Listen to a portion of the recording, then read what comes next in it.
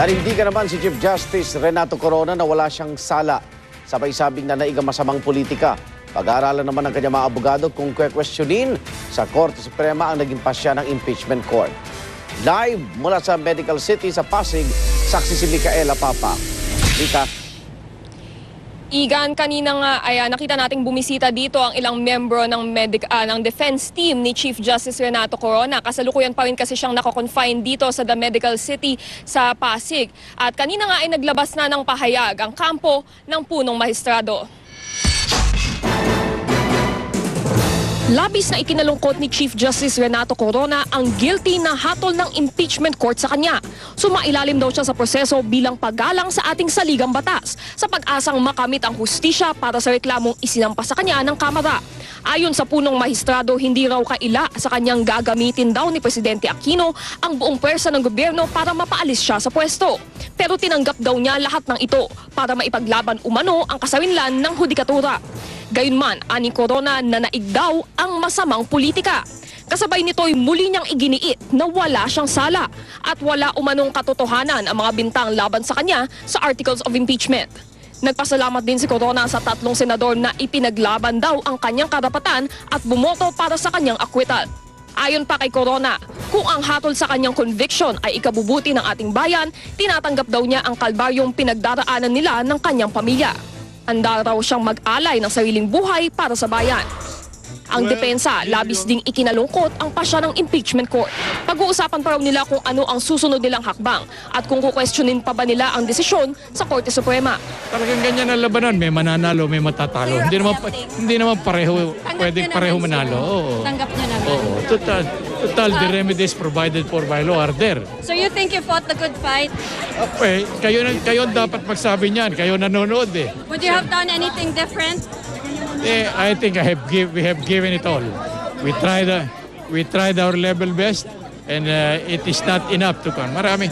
Inamin naman nila, maraming political. Ay wala pa pong nagiging kasong ganito sa ating Korte Suprema. This has never been tested po personally. Tingin ko tapos na. Ngayong gabi ay namataan na ang ilang miyembro ng defense team dito sa The Medical City sa Pasig. Kabilang sina Attorney Ramon Esguerra, Attorney Rico Quicho at Retired Justice Serafin Cuevas. Igan, buhat nga nang umakyat yung 3 miyembro ng defense team upang kausapin itong si Chief Justice Renato Corona ay hindi pa natin sila nakukunan ng pahayag. Bukod pa dyan, hindi pa rin naglalabas ng medical bulletin o anumang statement ang pamunuan ng The Medical City. Live mula sa Pasig City, ako si Micaela Papa, ang inyong saksi. Naniniwala naman ang Malacanang na babalik ang tiwala ng publiko sa hudikatura dahil sa guilty verdict kay Chief Justice Renato Corona. Tagumpay naman ng taong bayan ang turing ni House Speaker Sonny Belmonte sa hatol ng impeachment court. Saksi si Teresa Andrada. The verdict of the Senate is a step forward in terms of restoring public confidence in our courts and trust in the members of our judiciary. Ito raw ayon sa palasyo ang implikasyon ng pagkakakonvict kay Chief Justice Renato Corona ng Senate Impeachment Court. Let us never forget that those who come to court, be they rich or poor, must do so in the expectation of receiving impartial justice from those who uphold both the spirit and the letter of the law. Ang Pangulo pinanood daw ng buo ang pagbaba ng hatol sa punong mahistrado. Kasama raw nanood ng Pangulo sina Executive Secretary Jojo Ochoa, Secretary Ricky Carandang, Finance Secretary Cesar Purisima at iba pang miyembro ng gabinete. Ang prosecution panel, bagamat inaming masaya sa naging hatol ng impeachment court, di raw magkakaroon ng selebrasyon. I told the prosecution no celebration. Bakit po walang celebration? Kasi panalo tayo, nagwagi tayo sa isang very historic na laban para sa public accountability. Pero part of me is also malungkot rin eh. Na bakit kailangan pa nating dumaan dito? Wala naman, hindi na magse-celebrate. Bakit? Ano masasabi niyo kay Chief Justice? I wish him well. All the best. Pero walang party, walang celebration. Wala naman siguro. Hindi na kailangan mag-party.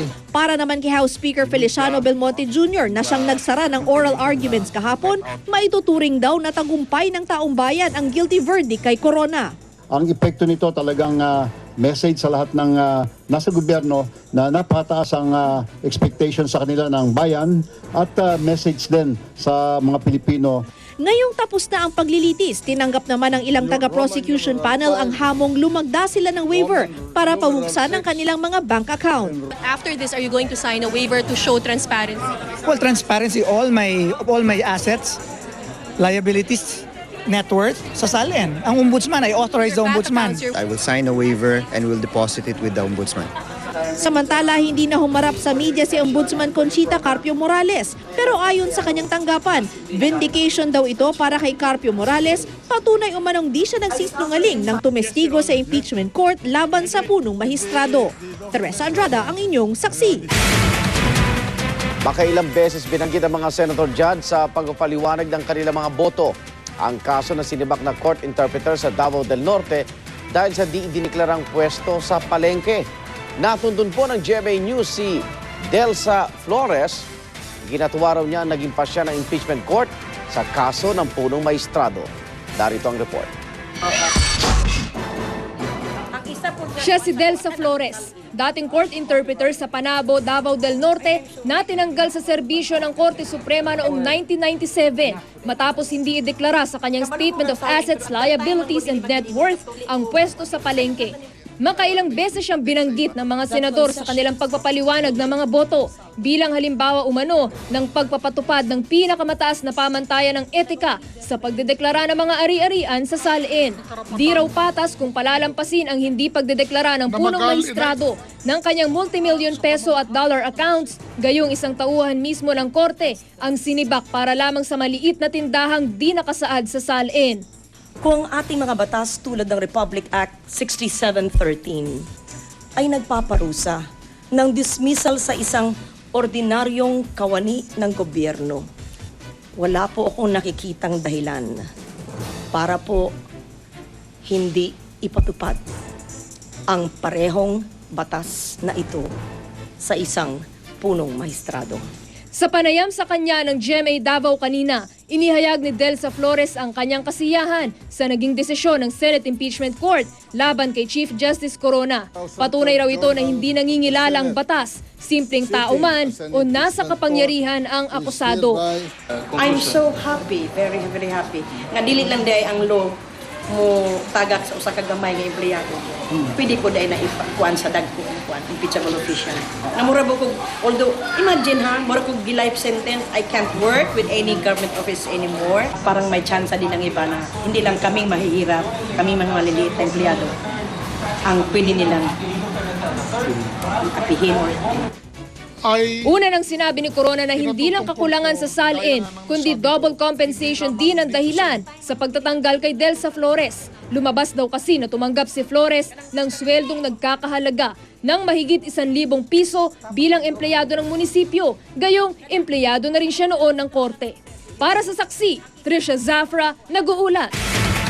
At ngayong na-convict na si Chief Justice Renato Corona, inaabangan na kung sino ang susunod na punong maestrado. Saksi si Isay Reyes.